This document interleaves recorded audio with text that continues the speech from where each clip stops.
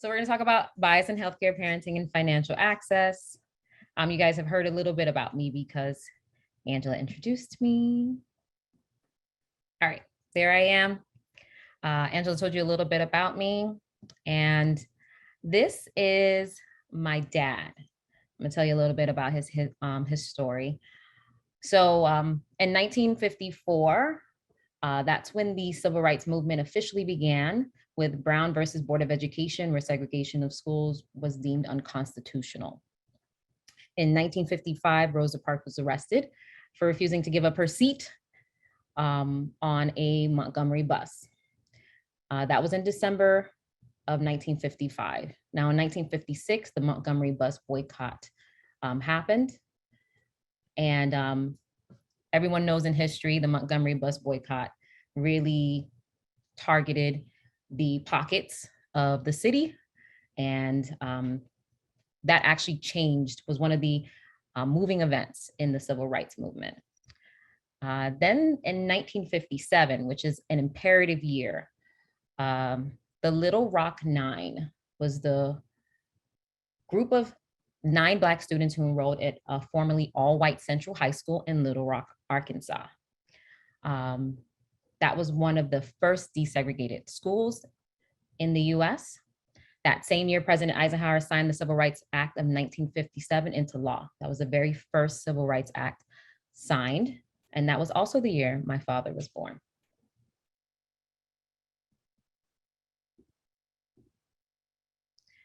Now, my organization focuses on Black fathers, and that's pretty much my driving force behind why I started my organization. And why Black fathers? Because of my father. My father was equally as involved in our household as my mother was.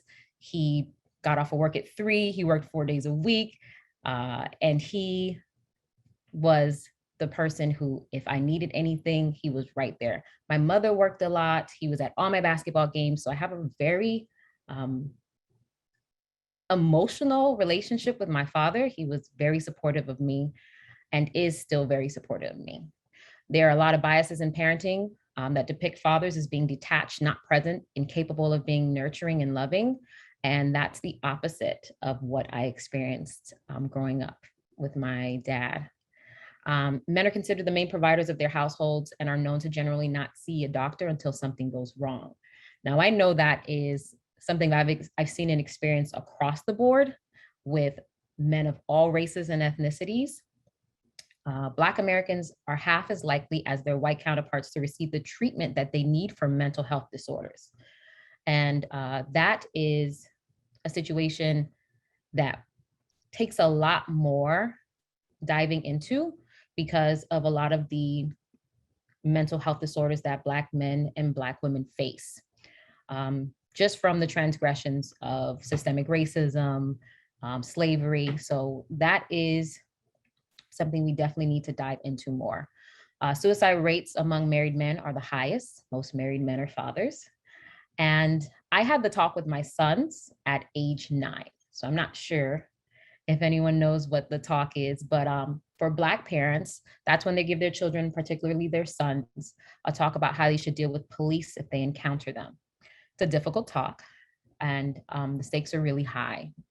And I have 2 sons, so hopefully my sons will one day be fathers, and that would make me a grandmother. And I want to focus on how imperative Black fathers are to the Black family. All right. So Black men fear doctors. White male doctors look just like the men in courtrooms and police precincts. The issue is not Black men alone. Studies and experiments have been performed on the Black community that have eviscerated our trust in the systems that have been put in place to save us. Overall, Black people confront life-threatening bias in the medical field. So why are Black people sicker? And why do they die earlier than other racial groups? Black people simply are not receiving the same quality of healthcare that their white counterparts receive. And this second-rate healthcare is shortening their lives. So according to the National Academy of Medicine, they released a report documenting that poverty in which Black people disproportionately live cannot account for the fact that Black people are sicker and have shorter lifespans than their white complements. They also found out that racial and ethnic minorities receive lower quality healthcare than white people, even when insurance, status, income, age, and severity of conditions are comparable. And by lower quality healthcare, that just means inferior care that physicians give their Black patients. Now, millions of Black people are affected by racial bias in healthcare algorithms. Now, that probably seems a little crazy because an algorithm is electronically generated. But it does happen and has happened. An algorithm widely used in US hospitals to allocate health care to patients has been systemically discriminating against Black people. A sweeping analysis has done a study, and researchers found that algorithms assigned risk scores to patients on the basis of total healthcare costs accrued in 1 year. And because the algorithm assigned people to high risk categories on the basis of costs, those biases were passed on in its results. Black people had to be sicker than white people before being referred for additional help. Only 17.7% of patients that the algorithm assigned to receive extra care were Black. Now, Black people's mistrust in our healthcare system stems from the country's history and its present. We don't trust the healthcare systems, and for good reason. Dr. Michael Feit, the district medical director from One Medical in Atlanta, says there is definite and warranted skepticism and mistrust among Black Americans due to multiple documented instances, such as the Tuskegee syphilis study, where hundreds of Black men without their consent were intentionally administered syphilis and denied treatment. And this became the very embodiment of the way medicine and medical research was weaponized against African Americans. Now, I thought this was very interesting. Feit recalled a visit to a hospital emergency room when he was a child. He says, "I had a pretty bad asthma attack and was unable to breathe. This older white male doctor told me I was hyperventilating and I should just slow down my breathing. He gave me a paper bag as if I was having a panic attack rather than treating me as an asthmatic patient. This experience made Feit want to be a doctor. He didn't want to have to rely on a healthcare system he couldn't trust. So he entered the field to improve it." Now, let's talk about bias. There are two types of bias. Implicit and unconscious bias are the same. So thoughts and feelings are implicit if we are aware or if we are unaware of them or mistaken about their nature. When you think about something or you think about someone in a space of just your thoughts, that's implicit. Prejudice or unsupported judgments in favor of or against one thing, person, or group as compared to another in a way that is usually considered unfair. That's the bias that we have to confront within our healthcare system. Now, explicit bias, the traditional conceptualization of bias, that's when you are aware of your prejudices and attitudes towards certain individuals or groups. So if you do not like something or do not like someone and are aware of that bias, that is explicit and conscious bias. Now, there are several myths that are floating around our medical and healthcare systems that people still believe in and think of to this day. I'll go through 6 myths. Just want to let you guys know if you're unaware that these myths do exist. Myth 1, Black people's nerve endings are less sensitive than white people's. Myth 2, Black patients are medication seeking. Myth 3, Black patients cannot be trusted. 4, Black patients exaggerate their pain and have higher tolerance for pain. I think that myth 4 is very unbecoming. Reason being is because Black patients exaggerate their pain. So 1, it actually reinforces myth 3. And then it also says we have a higher tolerance for pain. So the two pretty much can't coexist. If I'm exaggerating my pain and then I have a higher tolerance for pain, that just wouldn't work. Myth 5, Black people's blood coagulates more quickly than white people's. Now, this is very dangerous if we're trying to administer blood thinners and we believe that a Black person's blood coagulates more quickly, we might not give them enough blood thinners or too much. And that's how people end up dying. And the final myth is Black people's skin is thicker than white people's. I thought this was also interesting because if there was a differentiation of thickness of skin, I would assume that we would have different needles and syringes for Blacks and whites. But that's an interesting set of myths that are circulating around the healthcare system and that I hear often today. Okay, there we go.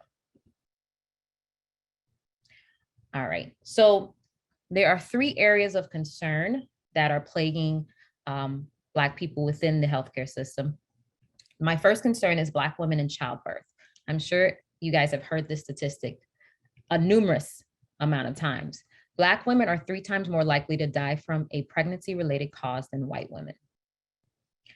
The second area of concern is pain management. Pain is significantly undertreated in Black patients compared to white patients. And the last concern is heart disease. Black women are more likely to receive inferior care when suffering heart attacks.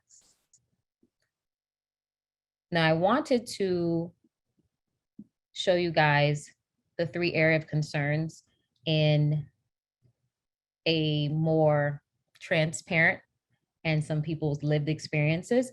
So I wanted to show you this video of Charles Johnson and how he lost his wife. Hey, I'm Melissa. Hi. I'm new in town. And these ads New in on town. YouTube. Huh? You bought the house. He told me that my wife would be back in 15 minutes, and that was the last time I saw her alive.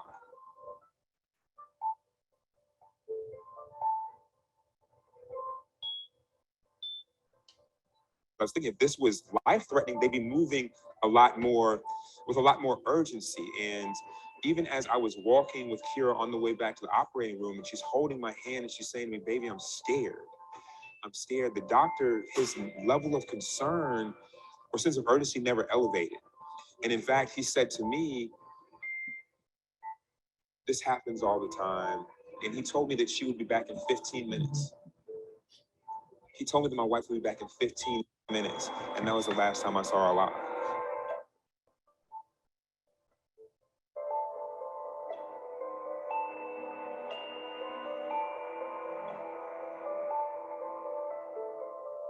Although there's nothing we can do to bring Kira back, the highest honor and the highest tribute that we can pay Kira is to do everything we can to send other mothers home with their babies.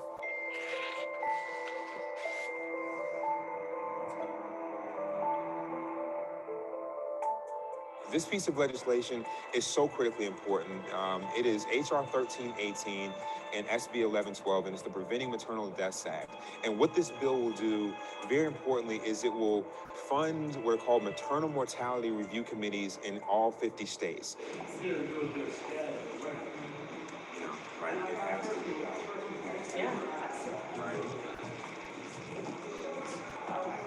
Procedures on priority, right? And that's one thing I'm just frustrated and tired of hearing that women aren't a priority and the procedures are a priority and the protocols are a priority. Like, let's get it done. It's too important. It's too important. I was frustrated because as I was sitting there in that meeting, I started thinking about. This is Charles Johnson. He lost his wife April 26, 2016.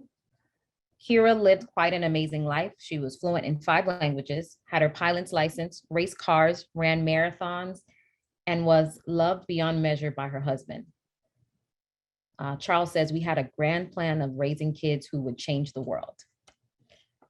Kira was admitted into the hospital, had her baby by cesarean, and unfortunately she died that day due to doctors and nursing is not putting her health first.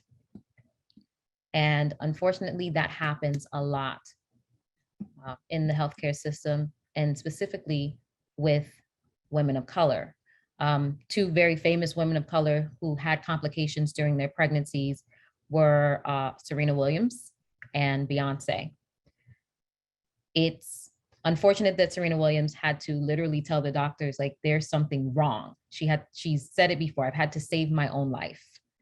And when you have to keep telling someone that, you know, something is wrong with me, and I have to make you more aware that my health is important, that is what Black women experience in hospitals, in doctors' offices, consistently within our healthcare system.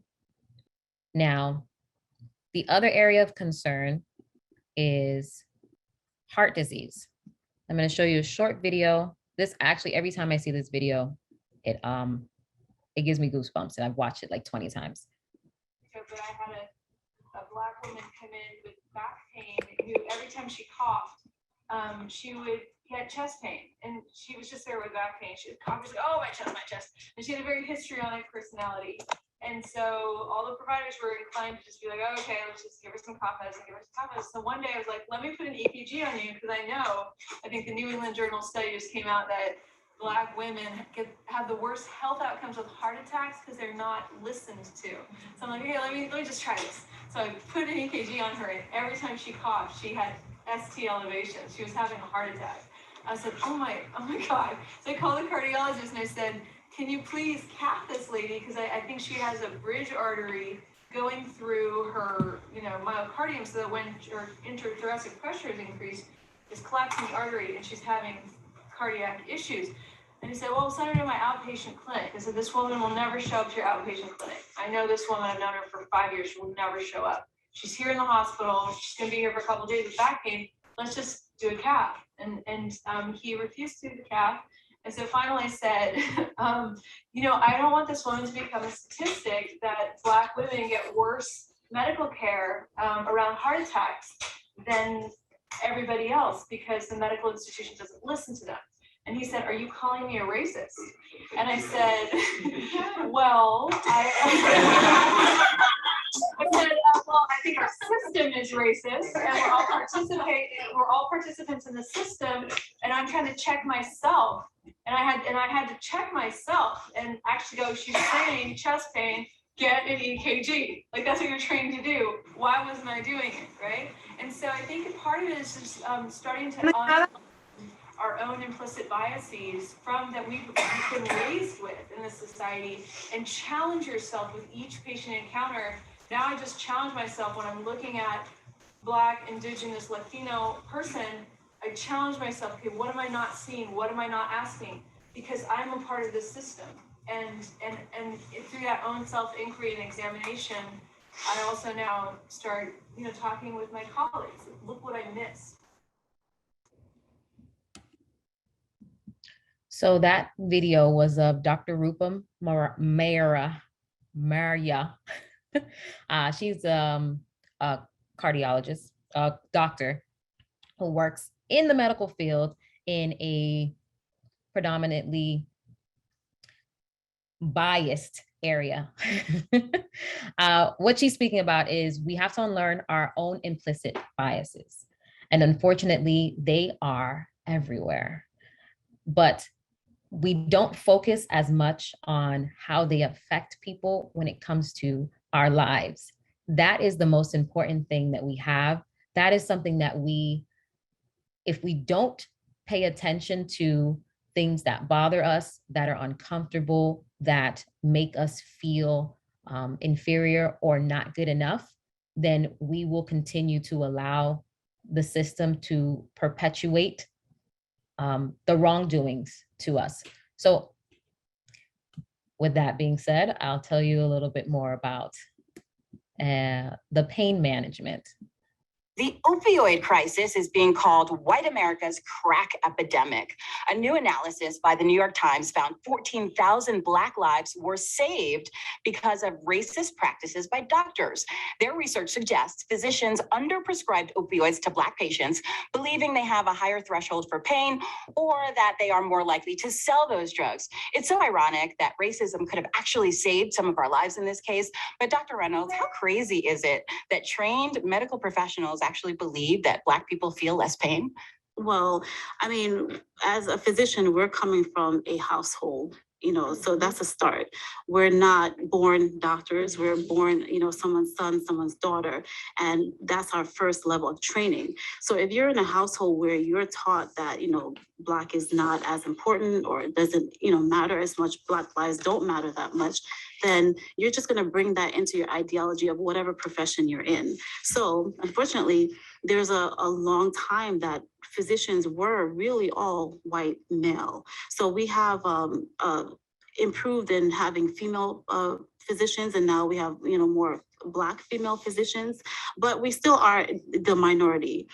So if you're a doctor, or you have doctors who are still practicing and they've been doctors for a long time, white men, older at this point, you can't really change their minds about things, then you're going to have that spill over into like your visit with that particular doctor. And they are still out there. I mean, I'm not putting any physician down. However, hopefully in the future, we're moving towards treating people equally. In this case, it was a little bit protective, but for the wrong reasons. So we want to still protect, but for the right reasons, not because of color or sex or anything like that. So Stan, are you seeing the silver lining, or are you outraged? I don't really know how to answer that question. I mean, yay, we didn't get opioids, but we got shot by the cops and we have crappy housing. It's We pretty, have other problems. yeah, it's pretty ironic. But the fact of the matter is, like sexism, racism is something that is so prevalent in our lives. It's like the air you breathe, the water you drink. You don't even have to have a racially problematic parent or a family member or neighbor in your household. Society tells you that Black lives don't matter in small ways all the time. And an idea that Black people had a stronger threshold for pain, and that Black women were naturally sexual, so you could rape them and it wasn't illegal, has been an idea in American world like since we've started here. So it's not surprising. When you think about why people have these ideas now, it's really scary. Well, that is. So, unfortunately, the opioid epidemic has ravaged our country, especially for people who are in pain and are experiencing pain due to various illnesses, surgeries, and 14,000 Black people were saved from the epidemic. It's unfortunate that we were saved because we were thought to be unable to be trusted with handling our pain and taking care of ourselves.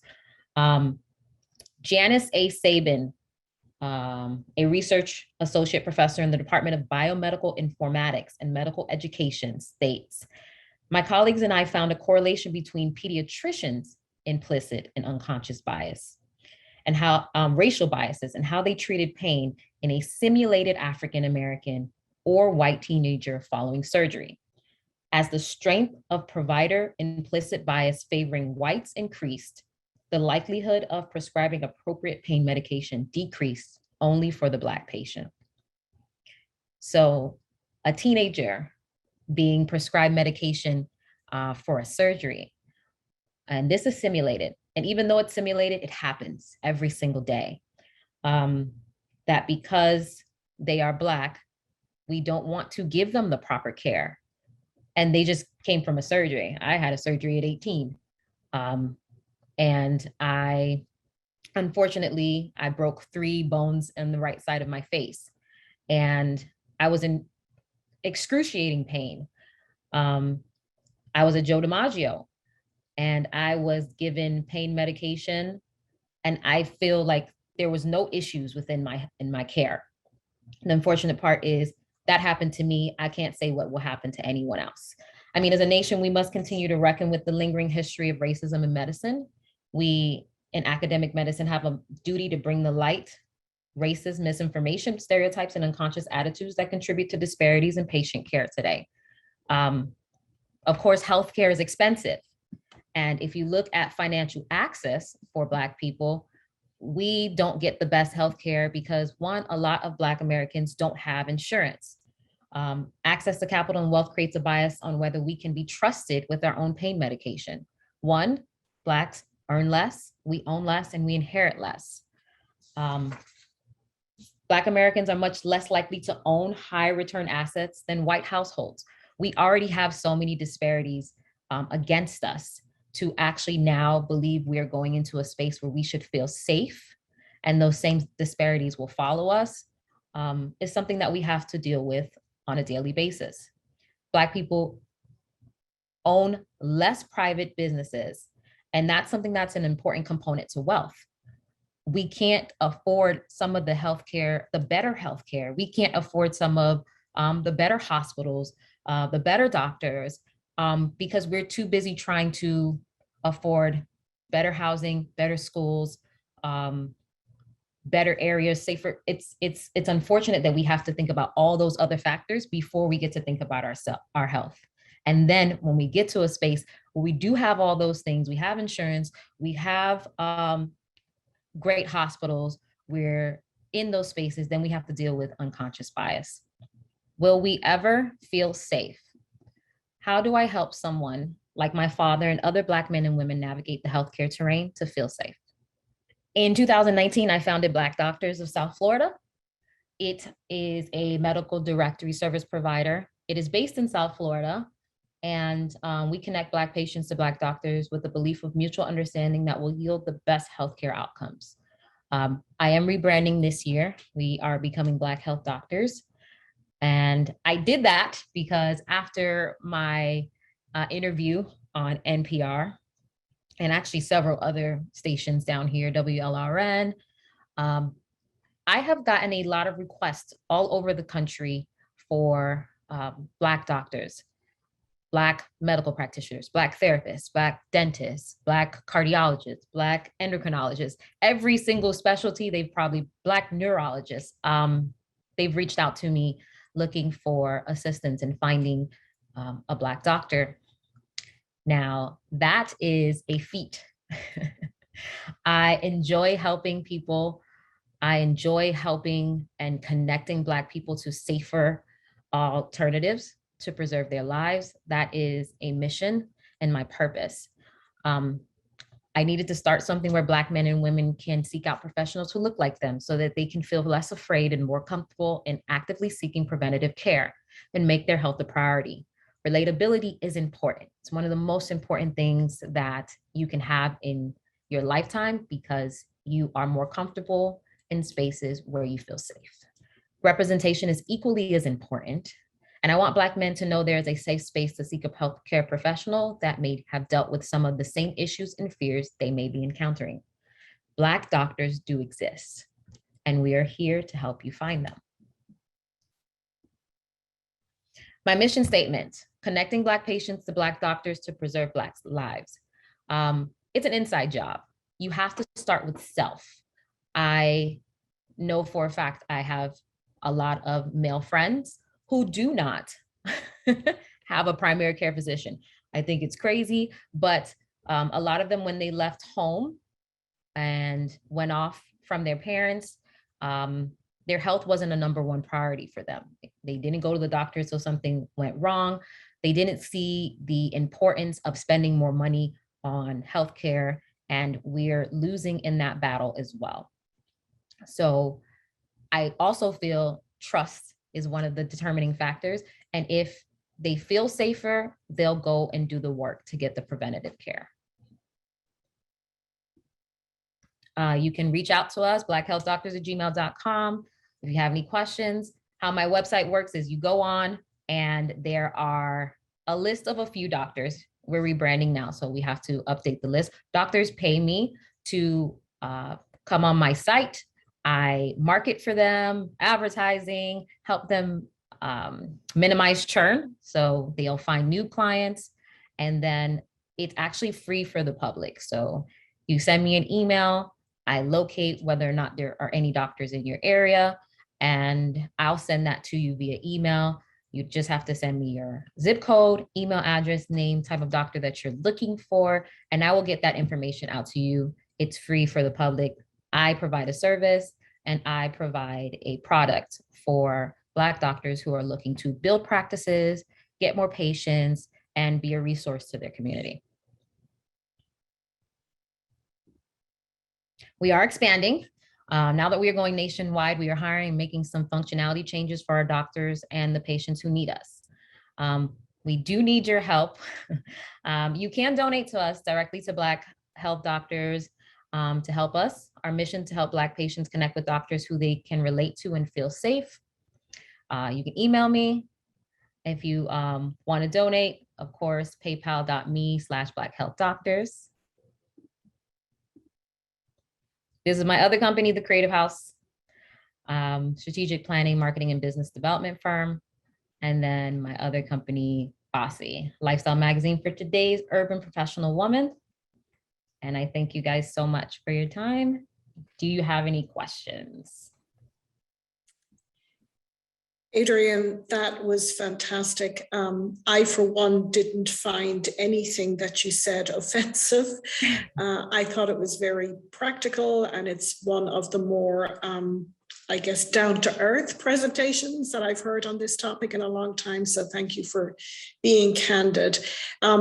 We just have time for a couple of questions, and a very quick one about the myths that you shared. Danita said they were very eye-opening, and she wondered where they had come from. Are they something that you put together yourself, or you know, are they out there as just a common list? They're actually, I put the list together myself, but there are actually studies that were done in the 1800s and 1900s. There is a book called Medical Apartheid that speaks about myths in the medical field and how Blacks were experimented on. And some of the experiments, they're biased. They're from 200 years ago. So it's how these things are actually still circulating within schools. There were studies that were done where they found that people still believe, 50% of healthcare professionals still believe that Black people have thicker skin or we have a higher pain tolerance. So those myths are still rampant, unfortunately. Yeah. I can believe it. We had another question. So you know that the Florida Family Leader Network is about advocacy, and we are primarily family leaders, but with healthcare professionals supporting us in the work that we do. And Lisa Math asked, how can we encourage Black individuals to become more engaged in the healthcare system and be a voice at the table, you know, on committees, and how we can encourage people to, I suppose, get involved in what would ultimately be trying to change the system? Well, I believe that if we start with the children who are leaving to go off to college and really working through, I would say, high school, 9th grade through 10th grade, with speaking to students who might want to get into the medical field and possibly filling positions in certain doctors, like specialties. Like I get asked all the time for an endocrinologist. And I wish I had one in South Florida that I could outsource to, but I don't know of any right now. And I wish there were more Black students who wanted to go into the fields that we're not there as much. Neurologists, if we can start with helping them understand that they are needed in those fields, then we would learn to find more people who can advocate for them so that they can now advocate for moving into those specialties. Mm-hmm. So we're just past our time, Adrienne, and I just really want to thank you for this presentation. You know, I was very excited when I heard you on NPR, and somebody asked about a link to your website, and we've put that in the chat. I think we also will have your presentation within the Whova app, and people can go there and look at your slides and then get all the information about connecting with you in your last few slides. And I would remind, well, I'll tell you, Adrienne, that once you come on the FFLN's radar, you're never allowed off it. So you are officially in the Florida Family Leader Network now. And for everybody else on the line, this is another Florida expert that we have found. And I really appreciate you sharing your expertise with us. And I look forward to seeing you again. I think you're going to be very busy, even with some of the people who are on here. So thanks again. Thank you so much, guys. It was a pleasure.